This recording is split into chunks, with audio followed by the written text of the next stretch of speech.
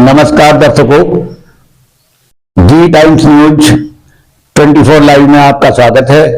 मैं हूं आर के शर्मा और आप देख रहे हैं आज के मुख्य समाचार।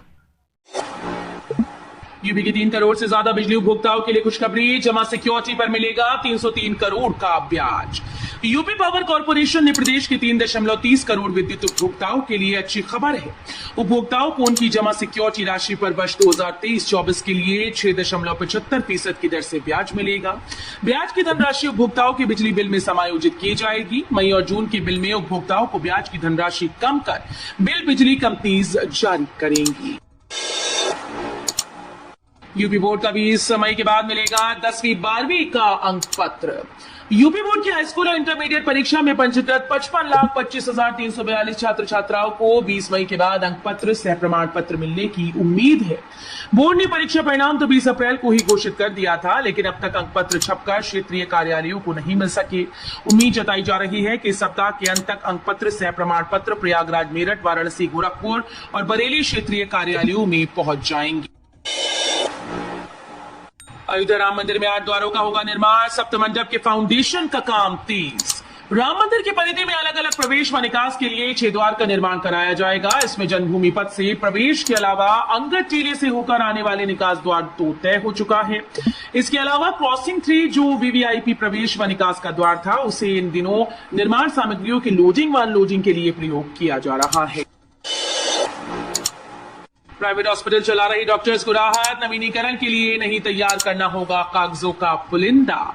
प्राइवेट हॉस्पिटल्स का संचालन कर रहे डॉक्टर्स के लिए राहत भरी खबर है। निजी अस्पतालों के पंजीकरण के नवीनीकरण में चिकित्सकों को अब कागजों का पुलिंदा तैयार नहीं करना होगा। चिकित्सकों की मात्र सूचना पर अस्पतालों के पंजीकरण का नवीनीकरण हो जाएगा। शासन ने निजी अस्पतालों के पंजीकरण के नवीनीकरण की प्रक्रिया को सरल कर दिया। इसको लेकर हाईकोर्ट में मामला चल रहा है। कांग्रेस की सरकार बनी तो गरीब महिलाओं को हर महीने मिलेंगे 8,500। रायबरेली में राहुल की बड़ी घोषणा।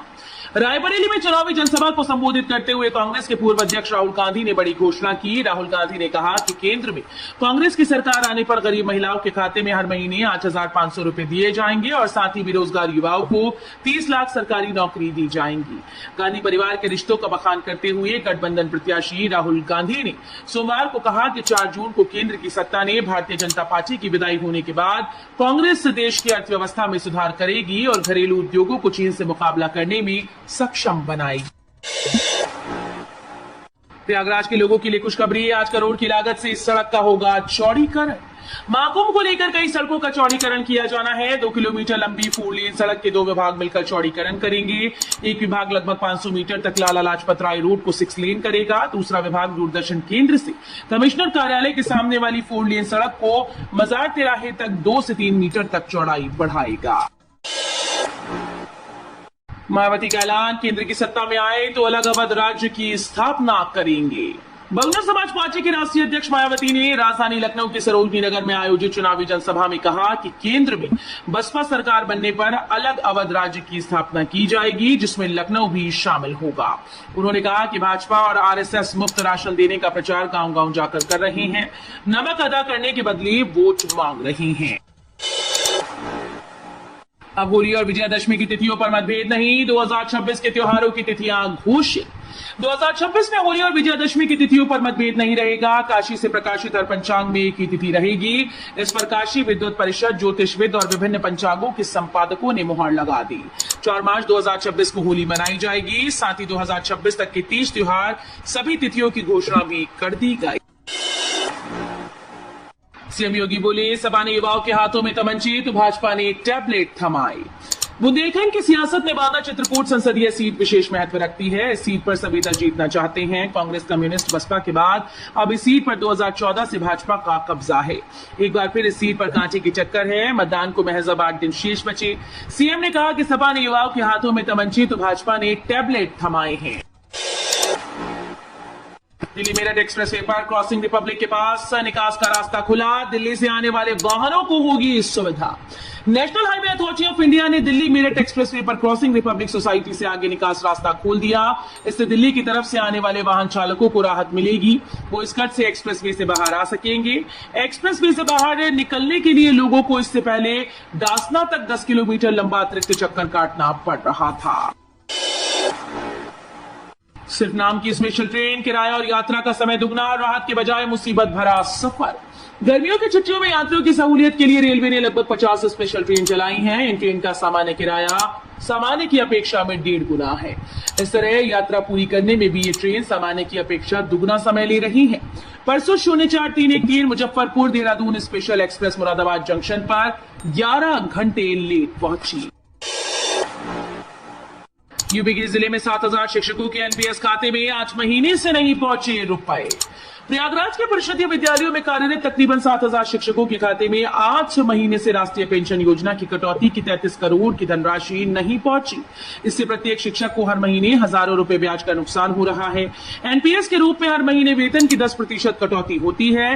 प्रत्येक शिक्षक का औसतन 6,000 रुपए प्रति माह के हिसाब से 8 महीने का तकरीबन 48,000 खाते में नहीं पहुंचा। परेशान न हो, वोटर कार्ड नहीं है तो भी कर सकेंगे मतदान। अगर आपके पास वोटर कार्ड नहीं है तो परेशान होने की जरूरत नहीं। निर्वाचन आयोग ने फोटोयुक्त 11 आईडी में किसी भी एक आईडी से वोट डालने का अधिकार दिया। इसके अलावा मतदाता पर्ची नहीं आई तो भी आप वोट डाल सकते हैं। इसके लिए आपको मतदान केंद्र पहुंचकर वहां रखी मतदाता सूची में अपना नाम देखना होगा। यूपी के शहर से पंजाब जाने वाली कई ट्रेन ड्राइवर टिकट बुकिंग से पहले देखें कहां बदले रहे रूट। किसान आंदोलन के चलते पंजाब की तरफ जाने वाली ट्रेन के यात्री काफी परेशान हैं। रेलवे ट्रेन के डायवर्जन को मजबूर है।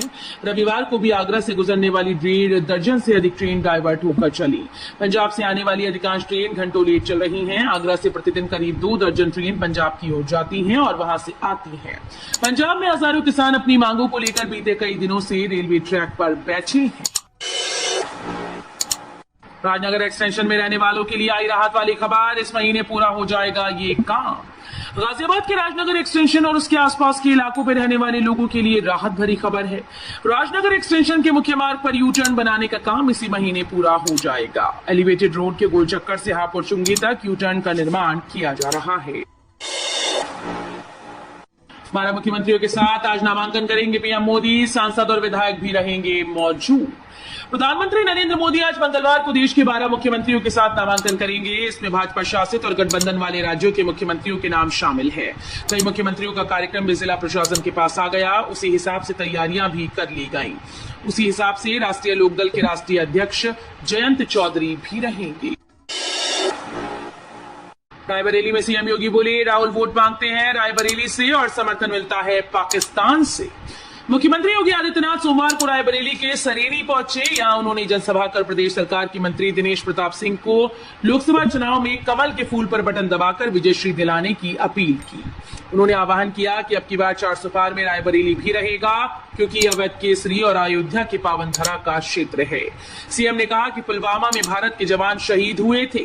पाकिस्तान का मंत्री उस घटना का समर्थन कर रहा था। वो मंत्री आज रायबरेली से कांग्रेस प्रत्याशी के समर्थन में बयानबाजी करता है। सीएम योगी बोले अयोध्या में राम भक्तों पर गोली चलवाने वाले सपा के लोग। मुख्यमंत्री योगी आदित्यनाथ ने सोमवार को हैदरगढ़ के ग्राम्यांचल महाविद्यालय परिसर में भाजपा प्रत्याशी राजरानी रावत के समर्थन में जनसभा को संबोधित किया। योगी ने सपा व कांग्रेस गठबंधन की जमानत जब्त करने की अपील की। उन्होंने कहा कि सपा की सहानुभूति गरीबों के साथ नहीं बल्कि माफिया के साथ है। अयोध्या में राम भक्तों पर गोली चलवाने वाले सपा के लोगों ने पूर्व मुख्यमंत्री कल्याण सिंह के निधन पर शोक संवेदना में एक शब्द भी नहीं कहा, जबकि माफिया के मरने पर मातम करने उसके घर तक गए थे। राहुल गांधी बोली रायबरेली मेरी 2 माताओं की कर्मभूमि, इसलिए मैं यहां चुनाव लड़ने आया हूं। कांग्रेस नेता राहुल गांधी रायबरेली में चुनाव प्रचार कर रहे हैं। सोमवार को उन्होंने जिले के महाराजगंज में जनसभा को संबोधित करते हुए कहा कि मेरी 2 माएं हैं, एक सोनिया गांधी और दूसरी इंदिरा गांधी, जिन्होंने मेरी रक्षा की, मुझे सिखाया। रायबरेली मेरी दोनों माताओं की कर्मभूमि है, इसलिए मैं यहां से चुनाव लड़ने आया हूं। 1 अरब की सैन्य भूमि पर फ्लाईओवर के नीचे बनेगी सड़क। अलोपी बाग में निर्माणाधीन फ्लाईओवर के दूसरे हिस्से के पास नया मार्ग बनाया जाएगा। दारागंज बैरहना मार्ग का हिस्सा सेना की भूमि पर बनेगा। सेना जमीन देने के लिए तैयार हो गई। भारत के थल सेना अध्यक्ष मनोज पांडे ने सड़क के लिए जमीन देने की स्वीकृति दी। इस जमीन की कीमत 1,38,38,274 रुपए आंकी गई। समय से आगे चल रहा मॉनसून अगले हफ्ते अंडमान सागर में करेगा एंट्री। मौसम विभाग ने कहा कि दक्षिण पश्चिम मॉनसून अपने निर्धारित समय से 3 दिन आगे चल रहा है। आईएमडी के मुताबिक 19 मई के आसपास दक्षिण पश्चिम मॉनसून दक्षिणी अंडमान सागर में प्रवेश कर जाएगा। इसके अलावा ये बंगाल की खाड़ी के दक्षिण पूर्व के कुछ हिस्सों में उसी दिन तक प्रवेश कर जाएगा।